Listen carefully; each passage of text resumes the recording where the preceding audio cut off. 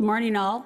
As we enter into this service, please note that those of you participating via Zoom have been muted by our host, and we ask that in-house participants please remain masked while in the sanctuary. Also, be advised that our services are being recorded, and with the exception of joys and concerns, will be published online. Finally, if you wish, take a quick moment to arrange your own chalice at home.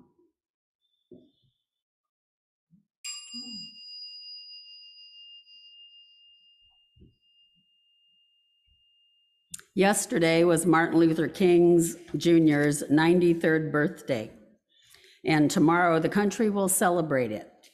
Martin Luther King Jr. was an American Baptist minister and activist who became the most visible spokesman and leader in the American Civil Rights Movement from 1955 until his assassination in 1968. King advanced civil rights through nonviolence and the civil disobedience inspired by his Christian beliefs and the nonviolent activism of Mahatma Gandhi. He was the son of an early civil rights activist and minister, Martin Luther King Sr. On October 14th, 1964, King won the Nobel Peace Prize for combating racial inequality through nonviolent resistance.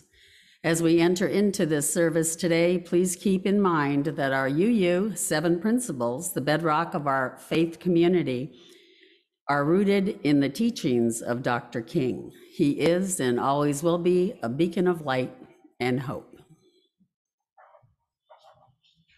Jan will light our chalice this morning here in the sanctuary.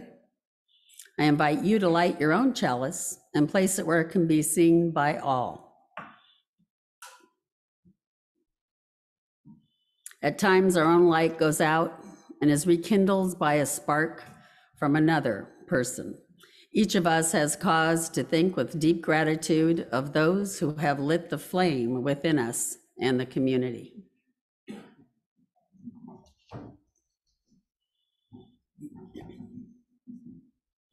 Before we sing the first hymn, let me remind our remote participants to leave yourselves muted and our in-house participants to remain masked. However, we want you and whoever is with you to sing with Mary and Jan as big and loud as you like. Make it a joyous experience. So let's all sing the opening hymn, O Life That Maketh All Things New, number 12 in the hymnal.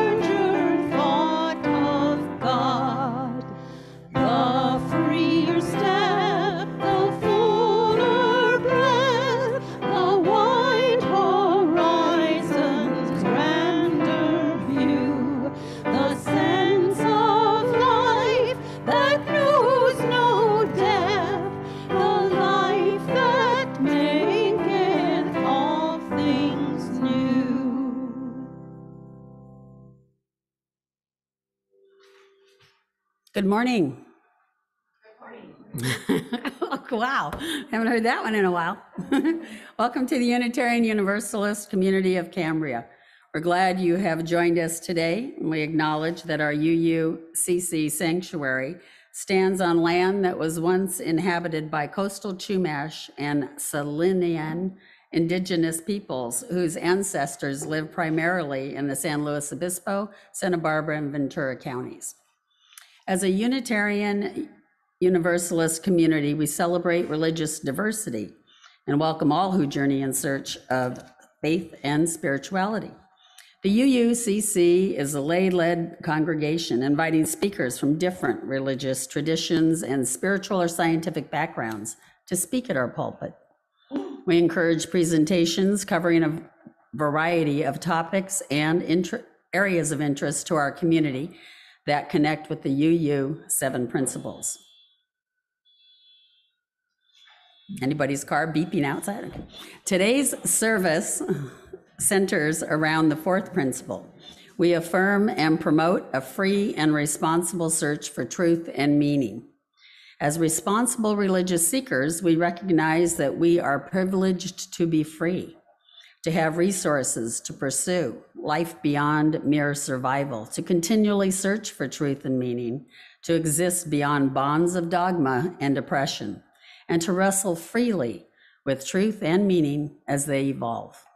My name is Dolores Miera, and I am your worship associate this morning. I'd like to extend a special welcome to today's guests and visitors. We're glad you've joined us this morning. If you are not on our mailing list, please visit our website at www.uuccambria.org so that we can keep you informed about all our activities. And please check out what's happening, a weekly e-blast sent to all of our members and friends. This is a great way to keep up with the latest news in our community. Hey, of those of you here, who reads that weekly on the, oh, this is good. Okay, good. Okay. Thank you. As a reminder, you wish to see this or any of our past Zoom services, again, recordings of these services can be found on the UUCC website and Facebook as well. The membership committee invites non-members to consider joining our community.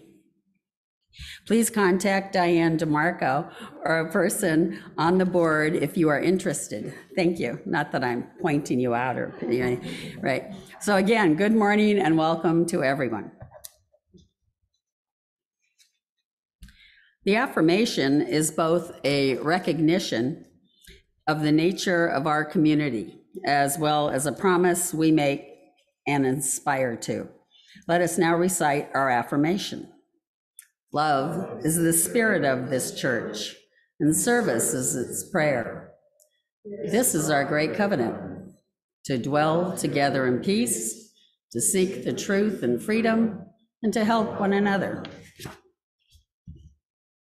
We set aside this time for any short announcements that would be of interest to our UU community and friends. Please keep your items short and to the point. For any items that need more explanation, please call or email the person after the service to be respectful of everyone's time. If you have an announcement, please raise your hand, and when Andy or I call your name, please stand or unmute yourself, then speak. Treva.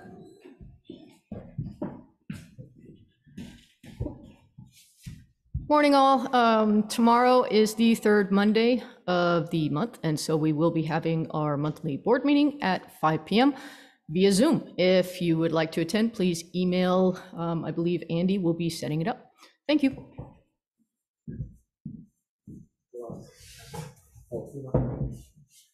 Hi, thanks. I'm your UUSC liaison, and I want to remind everybody that we're still collecting for the Guest at Your Table program. It's a little weird the way they record the donations. It turns out the best way to donate is to send your money straight to the UUSC Guest at Your Table fund, which you can access online.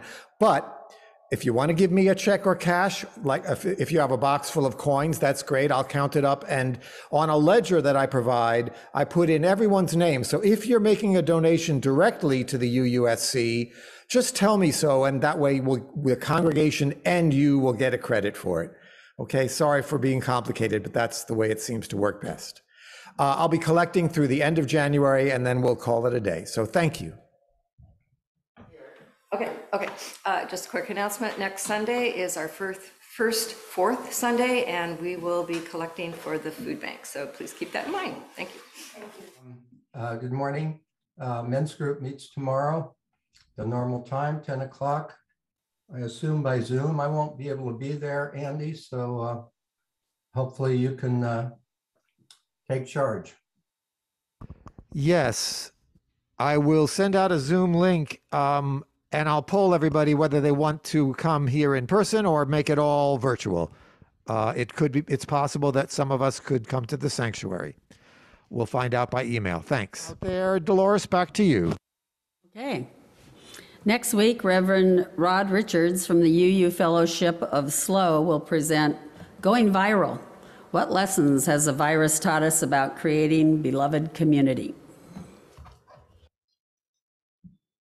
Today, being the third Sunday of the month, we welcome a witness to our pulpit.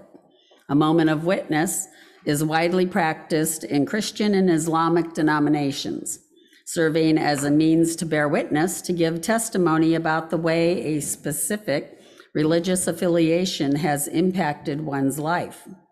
Our hope is that in their moment of witness, a congregant here can briefly share a significant experience that moved them, helping all of us to deepen our relationship with Unitarian Universalism and strengthen our ties to the community. Tom Harris, please share this morning.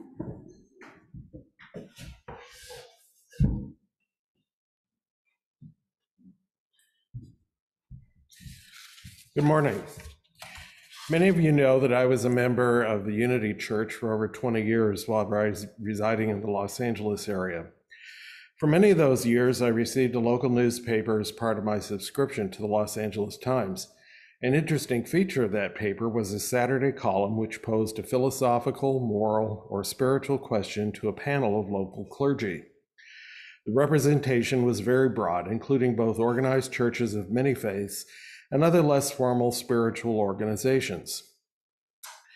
I was always drawn to the insightful responses from the pastor of the local UU church. I told myself many times that I needed to meet her someday. That would have been as simple as attending a service, but the UU and Unity services conflicted with each other. So as it may be, I never got there before she moved on to another ministry. You can imagine how pleased I was several years later to have the privilege to meet her as the guest speaker here at UUCC. When I knew I would be moving to Cambria several months before my retirement, I knew I would want to join a local church. One of the first that I visited on my frequent weekend trips here was UUCC. When I read the 7 principles at the end of the service, I was amazed how they resonated with my own personal value system. I was warmly greeted after the service by a number of our members. I knew then that my search for a new spiritual home was completed. I was quick to complete the surprisingly simple application for membership and soon signed the membership roster. That was about 5 years ago, and I'm still happy to have found my spiritual home.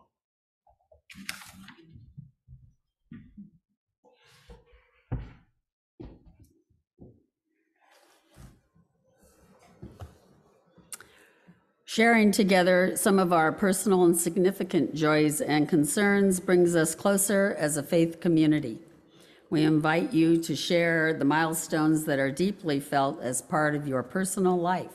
But please be mindful and considerate of all who come to worship with us this morning.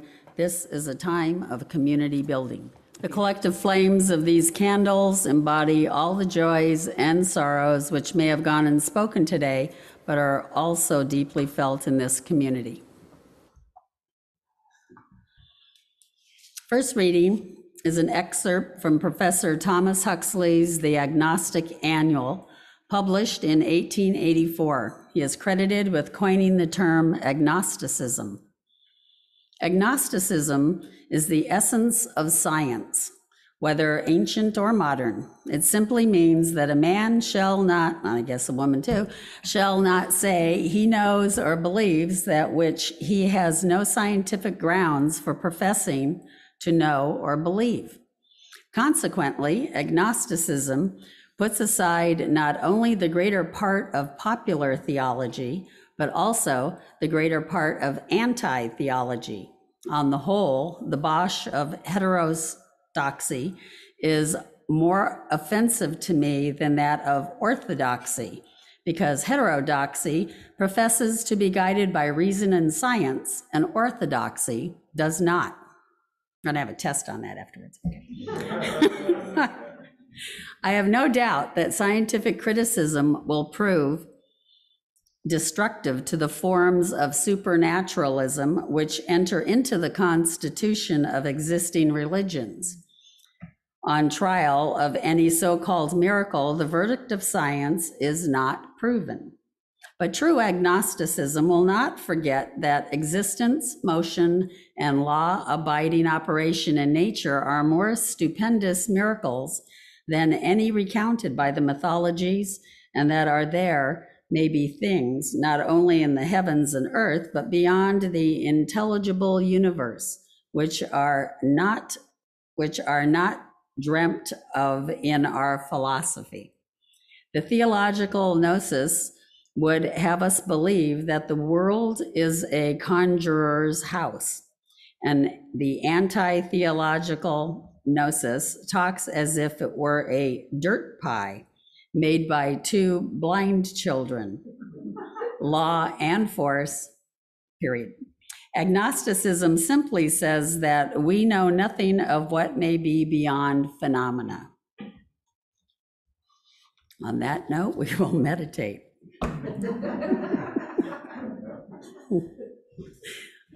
Let us enter a place of peace and serenity where you are one with the spiritual being. Be at peace within your space, where the absence of all that is temporal is the most cherished gift. Let us enter the stillness.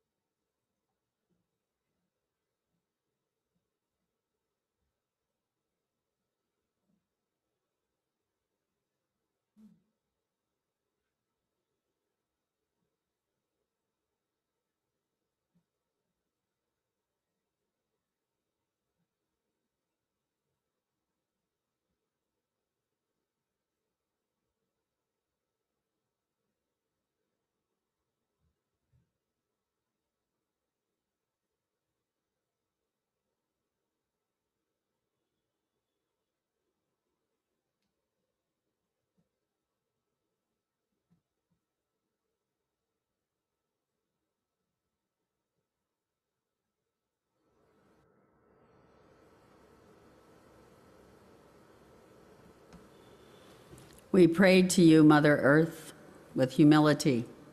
Help us to remember our place in the great web of life. Help us to remember that we are but a part of this great web and that we must do our part for all life. Reverend Lucy Bunch.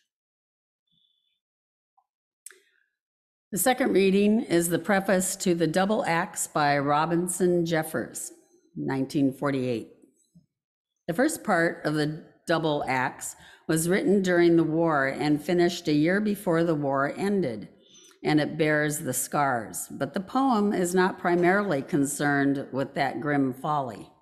Its burden, as some previous work of mine, is to present a certain philosophical attitude which might be called inhumanism, a shifting of emphasis and significance from man to not man, the rejection of human solipsism and recognition of the transhuman magnificence.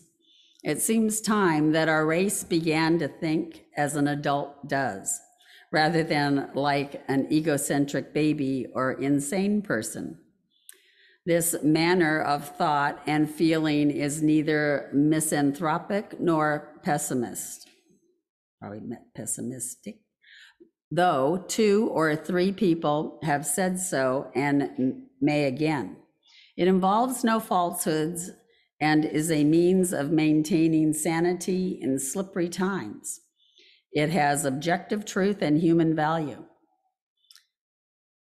It offers a reasonable detachment as rule of conduct instead of love, hate, envy.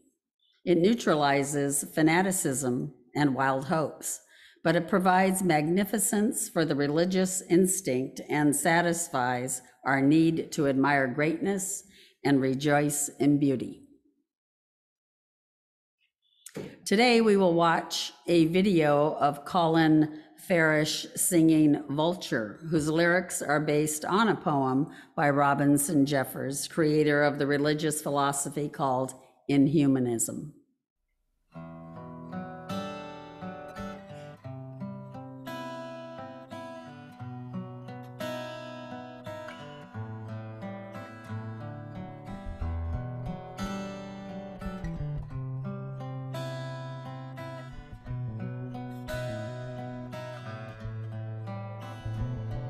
I had walked since dawn and laid down to rest on a bare hillside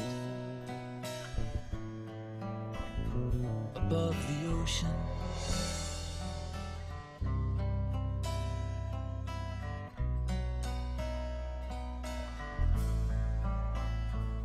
I saw through half-shut eyelids a vulture wheeling high up in the heaven, and presently it passed again.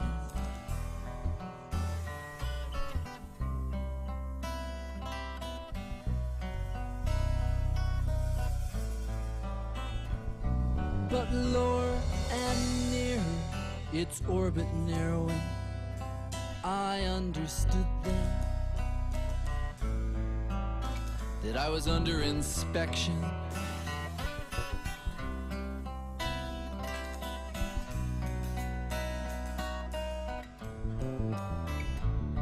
I lay death still and heard the flight feathers whistle above me and make their circle and come nearer.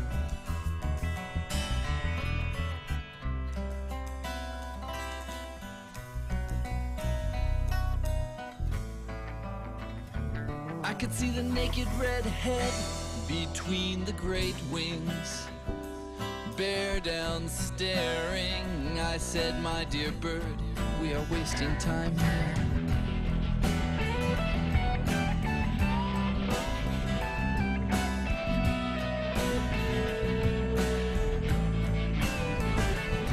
These old bones will still work, they are not for you. But how beautiful he looked, gliding down on those great sails.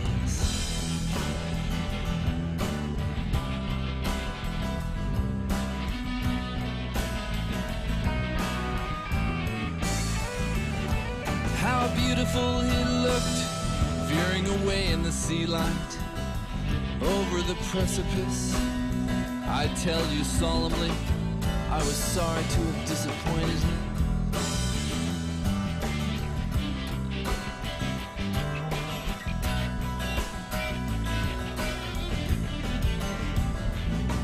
To be eaten by that beak and become a part of him, to share those wings and those eyes.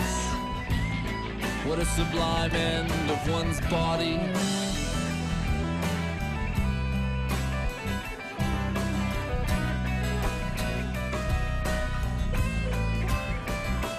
What an installment. What a life after death. What an installment. What a life after death. I had walked since dawn get down to rest on a bare hillside above the ocean.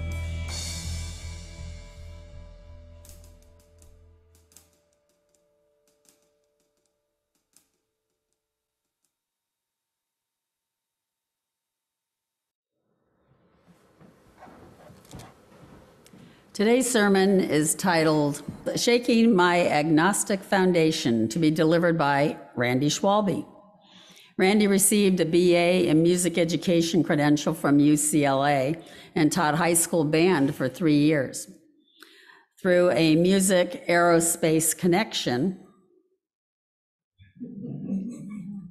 Randy changed careers, working as that lean guy at Hughes, them Boeing satellites. He has served as music director at 4 different churches, including UU Church of Studio City and the Presbyterian Church here in Cambria. So they threw him out and we took him. Okay. In his retirement, he directs the Follies during Pine Dorado weekend, conducts the Atascadero Community Band, and serves this church as its secretary and chair of the worship committee. Randy and his wife, Mary, are proud parents of an insane rat terrorist named Master Shifu, and they both enjoy backpacking. Is that Mary or you and the dog? Okay. Enjoy backpacking in the wilderness with Janet Cooper and Sue Davis each summer. Randy.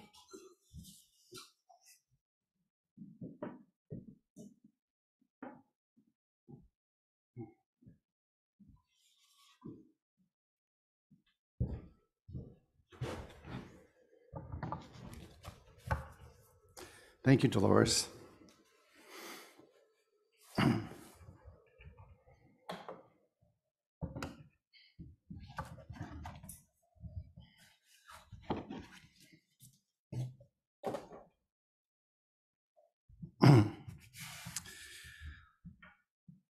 Good morning, cherished members of our community. I'm all shook up. Over 40 years ago, I discovered this thing called humanism. It was appealing in that it did not demand any stretching of my belief system, one that would be held in place by this thing called faith. And then, like cruising Highway 66 in an open convertible, footloose and fancy-free, I settled into this other thing called agnosticism.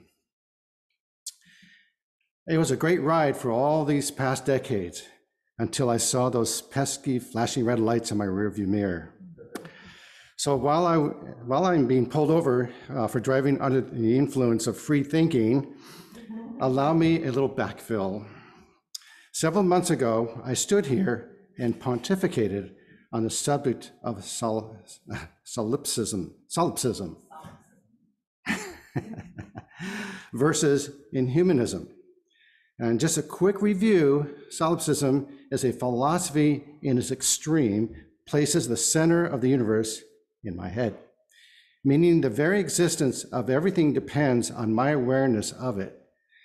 It is apparent that Robson Jeffers, the creator of inhumanism, had a dim response to this solipsism.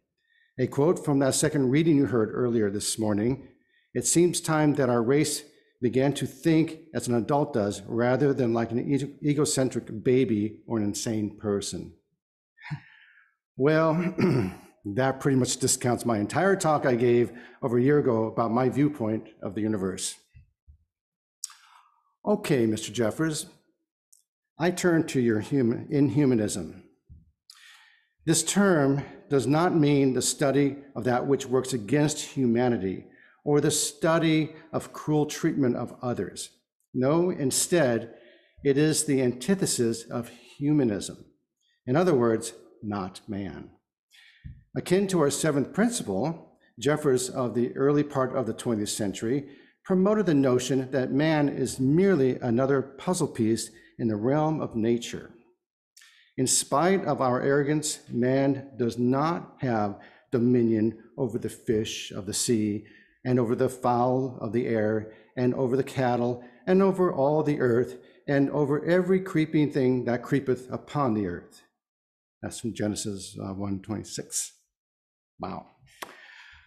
And Jeffers claims that man is not better, smarter, or wittier than nature herself. Just look around. When we carry on footloose and fancy-free with our environment, Lady Nature sends us a stern rebuke. Unseasonable rains, extended droughts, extreme snowstorms, and devastating hurricanes. I did not mention earthquakes. That's just Earth adjusting itself in its cosmic death chair. And like mom attempting to teach us kids about mortality, Ms. Nature unleashes an invisible but deadly virus. Think about it. 66 million years ago, a 7.5-mile wide diameter asteroid slammed into the Gulf of Mexico at 27,000 miles per hour, releasing 325 gigatons of sulfur and 435 gigatons of carbon dioxide into the atmosphere. 80% of life on Earth, including our beloved dinosaurs, vanished as a result. And I'm just pointing out that Ma Nature does not need to hit us over the head with a billy club to put us in our place. We are now running scared from something we cannot even see. But I digress. Another key component of inhumanism is humanism itself and the role religion plays into it. Karen Armstrong, a brilliant author of books covering God, explained the origins of the religious component of the human species in her book titled The History of God. And I quote, "Yet my study of the history of religion has revealed that human beings are spiritual animals. Indeed, there is a case for arguing that Homo sapiens is also Homo religious. Men and women started to worship gods as soon as they became recognizably human. They created religions at the same time as they created works of art. This was not simply because they wanted to propitiate powerful forces, that means pleasing the gods. These early faiths expressed the wonder and mystery that seem always to have been an essential component of the human experience of this beautiful yet terrifying world," unquote. Then Ms. Armstrong leaps to the present in a single paragraph, discussing the current trend of religion. And I again quote, "Religion seems to have been something that we have always done. It was not tacked on to a primordially secular nature by manipulative kings and priests, but was natural to humanity. Indeed, our current secularism is an entirely new experiment, unprecedented in human history. We have yet to see how it will work. It is also true to say that our Western liberal humanism is not something that comes naturally to us, like the anticipation of art or poetry. It has to be cultivated. Humanism is itself a religion without God. Not all religions, of course, are theistic. Our ethical secular ideal has its own disciplines of mind and heart and gives people the means of finding faith in the ultimate meaning of human life that were once provided by the more conventional religions," unquote. At this point, you may think I'm twisting all of you into that proverbial pretzel, so let me clarify. Humanism is all about that which is the human species, beyond just the physical. And according to Armstrong, humanism is being human without an assist from God. Okay, that is humanism tucked into a tiny nutshell. Now, before I continue with Jeffers and his inhumanism, I wish to turn your attention to my religious path of choice, agnosticism. It is highly unfortunate that when either term, agnostic or atheist, is uttered, one often jumps to the immediate conclusion that this person hates God, is a malcontent, a menace to society, an agent of Satan, and an all-around not a nice person. Remember, Ms. Armstrong did mention that men and women started to worship gods as soon as they became recognizably human. So naturally, being agnostic or atheist bucks the trend. And it is highly unfortunate for us agnostics that these God-advocating zealots fail to differentiate the two. What agnostics and atheists have indeed in common is the unwillingness to accept the mysticism that is God. However, while atheists make the claim that God does not exist, end of story, agnostics generally do not have answers about what or who God is. And we are perfectly okay with that. Again, we do not have answers about God, nor do we try to search for answers, or more accurately, create or invent answers. I'm waiting to get smote. All right. Well, while I'm waiting, I'll share a little anecdote with you. Several years ago, I attended a lecture given at the Lavra, hosted by Stephen Lloyd Moffat. During the happy hour portion of the evening, I was standing with several of Steve's colleagues when one of them asked me, "What is the nature of my spiritual path?" They certainly wouldn't phrase it as, "So what religion are you?" That would be crass. I chirpily answered, "I'm a fundamental agnostic." And to my delight, they all laughed. For years, I have been identifying myself as a fundamental agnostic, but they were the first to get the irony of that label. You see, you must believe in something with 100% of your faith in order to add the term fundamental to your belief system. Further, fundamentalists tend to advocate the original structure or precepts of their adopted belief system. And yes, atheists qualify for this designation as well. They believe in the non-existence of God. But a fundamental agnostic? Not possible. If someone were to ask me what I believe in, I would say, I believe I'll have another glass of Bassetti Grenache. The term fundamental agnostic is, after all, an oxymoron. I said oxymoron. I know what you think you heard. Anyway, like dividing by zero, I am able to believe in an infinite number of things or nothing at all. Do you know how liberating that is? I do not need to worry about thinking unholy thoughts or what God thinks about this sermon. I do not fear electrical storms, getting smote and all that. And nor do I worry about the special place down there with my name on it, let alone getting stuck in purgatory prison because my miserly relatives won't pony up the local Catholic Church. Spiritually speaking, I am footloose and fancy-free.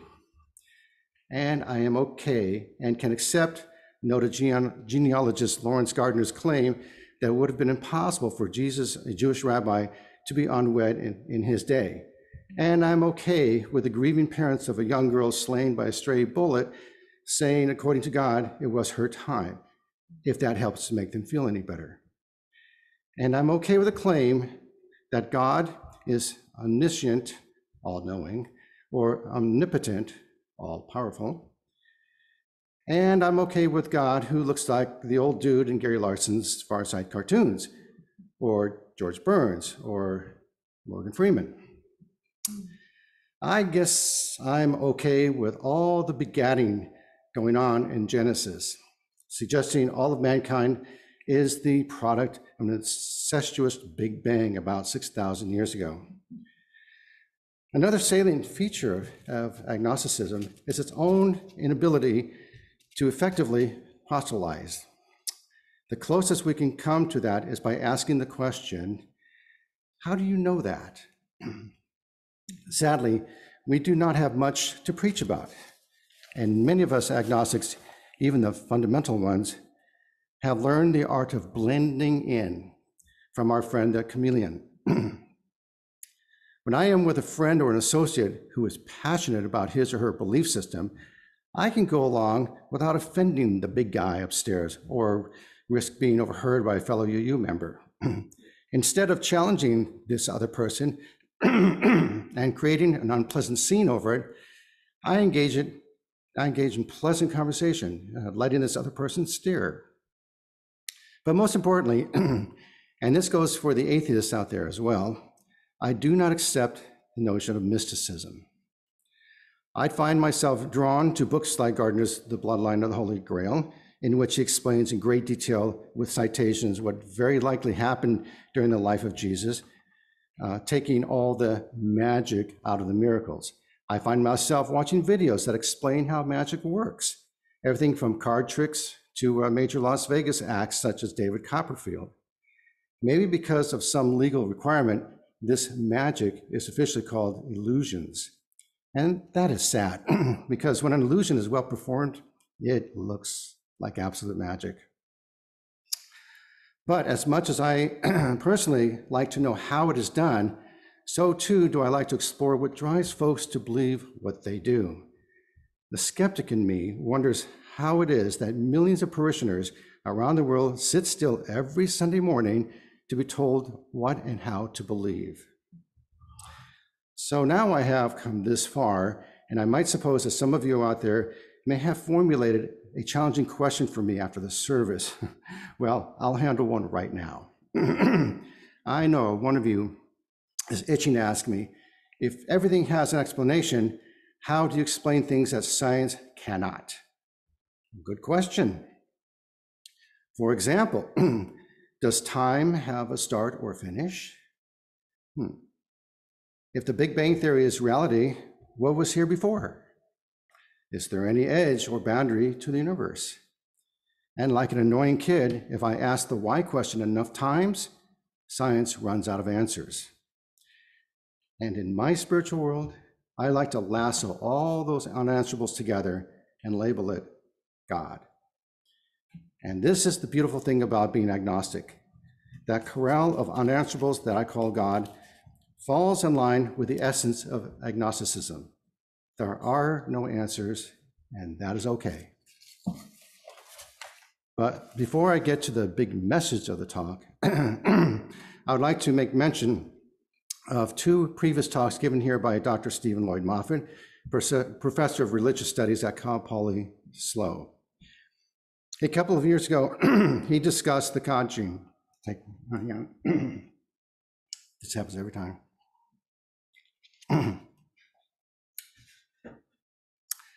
So a couple of years ago, he discussed the God gene.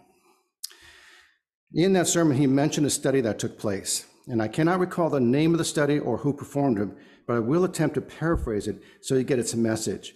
In a classroom, 3 different groups of grade school youngsters were asked to take a timed multiple answer test.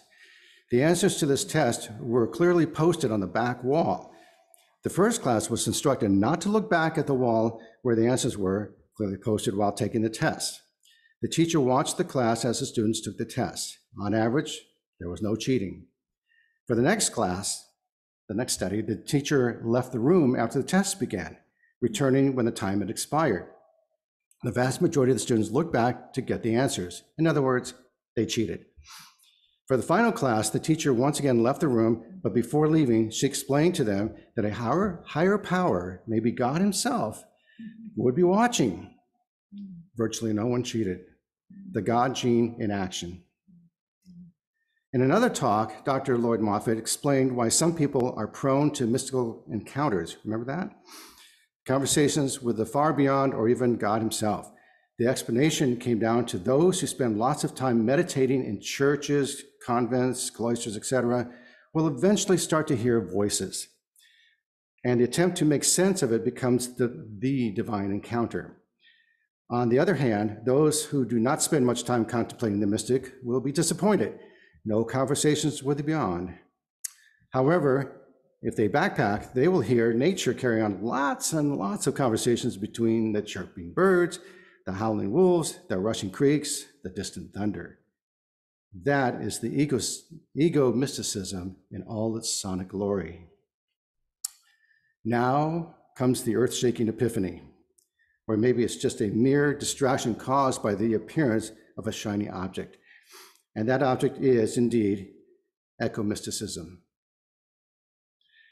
And yes, this term was awarded the red squiggly line by Word Doc spell check as I wrote this sermon. The ecomysticism is a beautiful concept. Imagine replacing all the mystic stuff you have learned about over the years with nature. Imagine replacing the God gene with the nature gene. As an agnostic, not only is this feasible, it is desirable. Ecomysticism, or as some refer to it as spiritual ecology, is defined as a response to the values and socio-political structures of recent centuries, with a trajectory away from the intimacy with the earth and its sacred essence. It has been forming and developing as an intellectual and practice-oriented discipline for nearly a century. Spiritual ecology includes a vast array of people and practices that intertwine spiritual and environmental experience and understanding. Additionally, within the tradition itself resides a deep and developing spiritual vision of a collective human-earth divine evolution that is expanding consciousness beyond the dualities of human-earth, heaven-earth, and mind-body. This belongs to the contemporary movement that recognizes the unity and interrelationship, or interbeing, the interconnectedness of all of creation. And by Jove, ecomysticism is something that I can actually believe in. I can accept it without question, without hesitation. But hold on. Before signing on the dotted line, there is one small caveat. The term ecomysticism was the focus of one Robinson Jeffers in his philosophical treatment of religion, calling it inhumanism. So immediately I was drawn to this philosophical study, and lo and behold, God is discussed in detail. I was beginning to feel the foundations of my agnosticism crumble, the underpinnings becoming unpinned, my core belief system shaken and stirred. Sitting before me was Jeffers' writings, and within them a definition of God, an answer that in my zest for the newly adopted notion of ecomysticism was irrefutable. Jeffers said that God does not exist outside or in addition to everything, nor does God exist within everything. God, simply put, is everything. So let that sink in for a moment. Okay, your first reaction might be, well, hey, isn't that just another variant of pantheism? The term pantheism is derived from the Greek roots, in which pan means all and theos means God. Thereby, everything in the universe is within the sphere of God. Mysticism and the supernatural are not limited within this sphere. In his book, The God Delusion, Richard Dawson states that pantheism is sexed up atheism. God is not some old dude pointing a finger at Adam, but the physical whole of the entire cosmos. However, according to Tagnani in his thesis, the subtle adjustment Jeffers makes within his inhumanism philosophy is that not only does God exist, but how God exists. God is not some force that controls everything or is lurking about within everything, but God is everything. If you wore,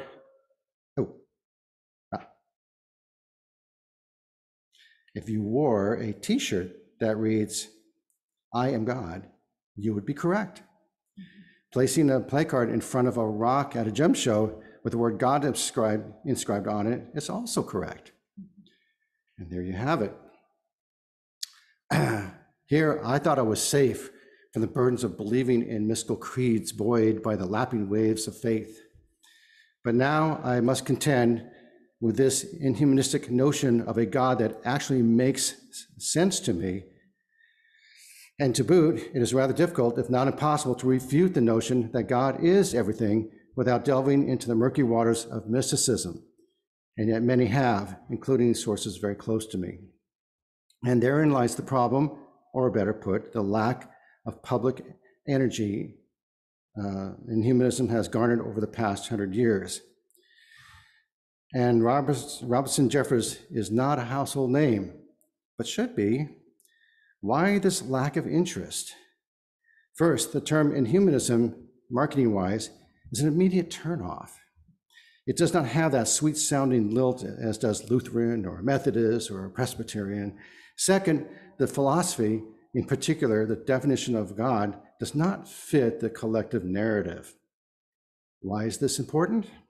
Well, just imagine for some crazy reason, inhumanism suddenly became a widely known and sought-after religion.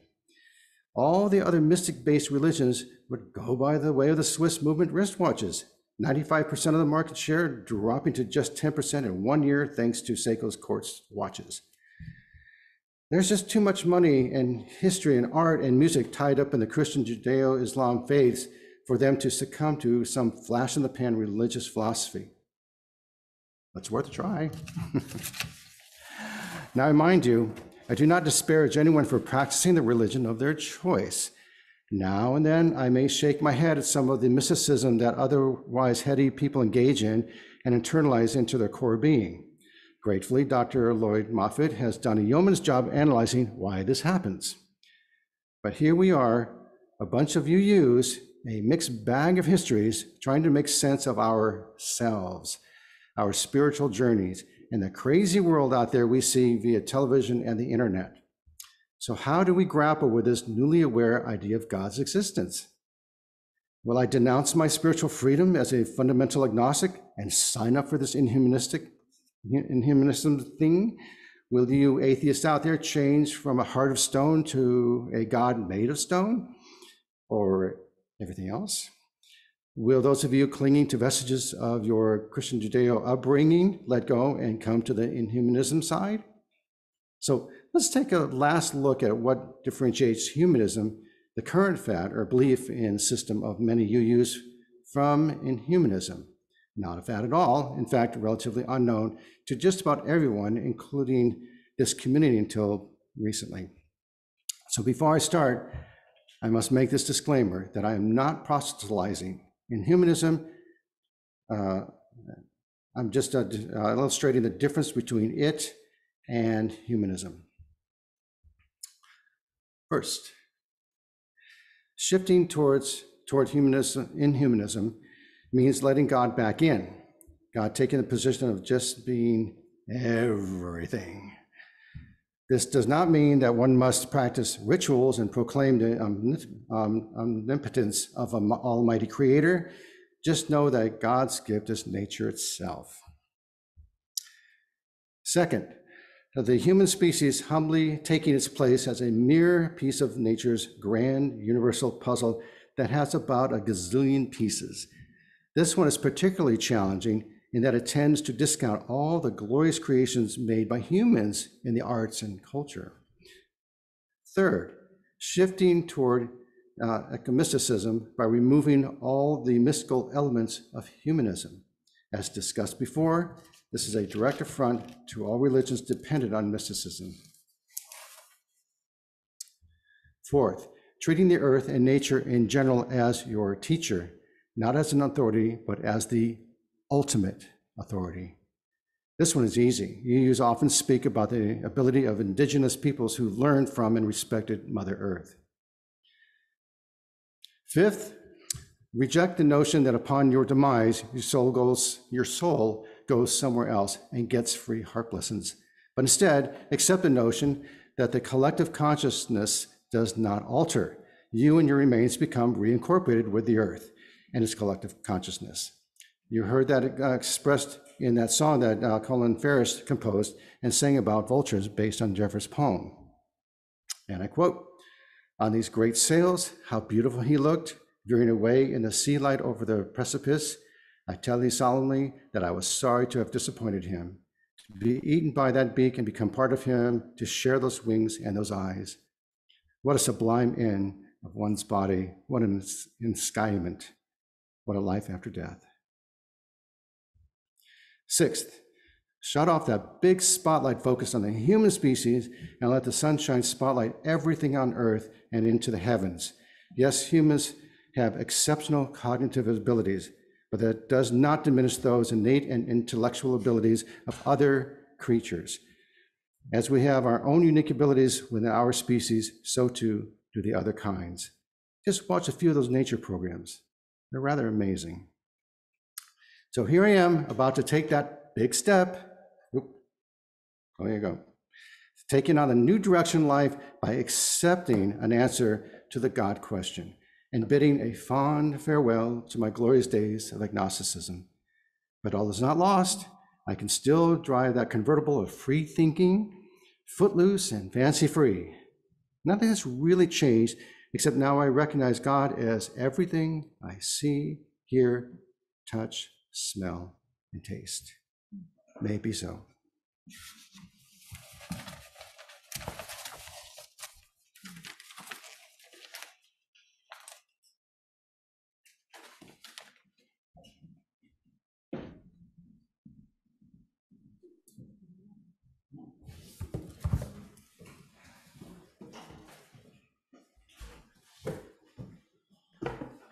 Thank you, Randy, for that search for truth and meaning. No, really, very good. Thank you. The morning offering will now be given and received. Please keep in mind that our congregation is entirely self-governed by the democratic process. One of the privileges of our free church tradition is to provide all of the financial support for our many ministries from among ourselves. Generosity, therefore, is one of the spiritual values we recognize as central to our personal and institutional well-being. You are invited to participate in the blessing of giving. For those at home, please use one of the methods shown on the screen. Thank you.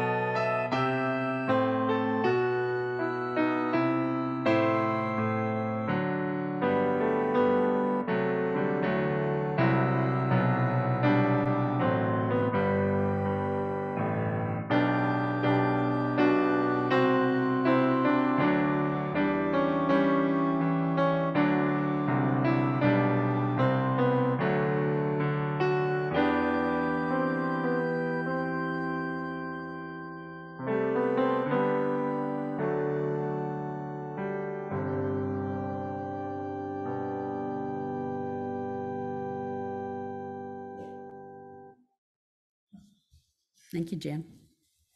Our thanks for all the gifts given and received for the work of this community. Let us now sing the doxology.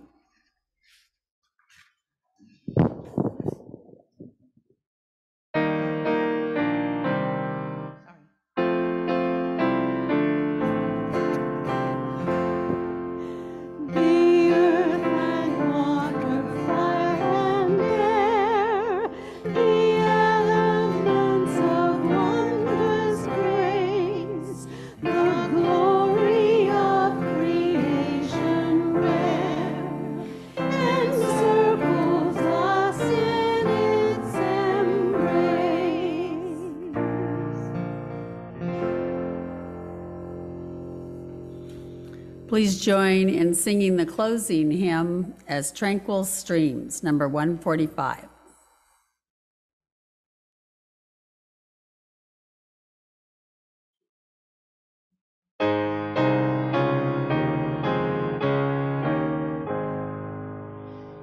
those tranquil streams that meet and merge and flow as one to seek the sea.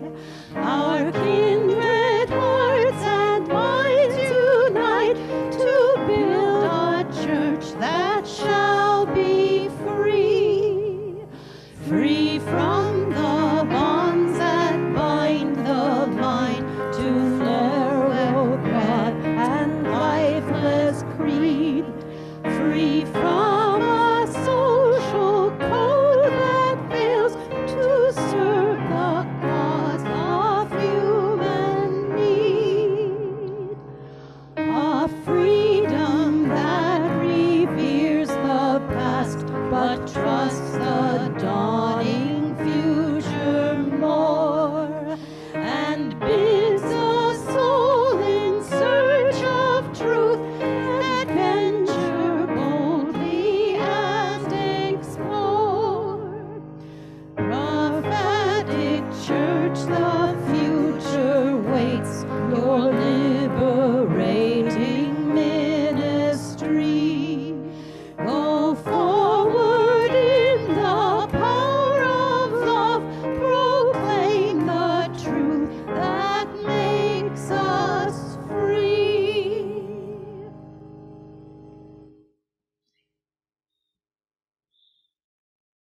Now let us recite the valediction.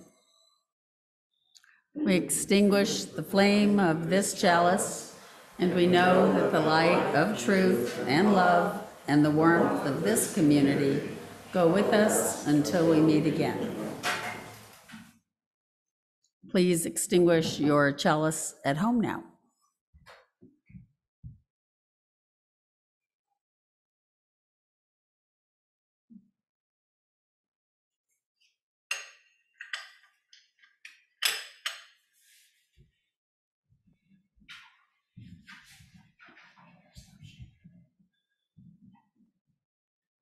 After the benediction, please click on the gallery view button in the upper right corner of your screen, but please remain muted.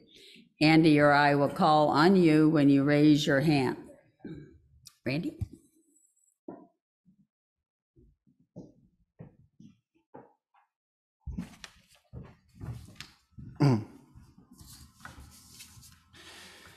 It is not for me or anyone else to stand here and tell you what path you must follow.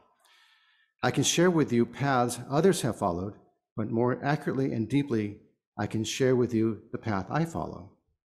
By removing all judgment, the path you are following, like yourself, is perfect. Be at peace with your journey and may be fulfilling. Go now in peace.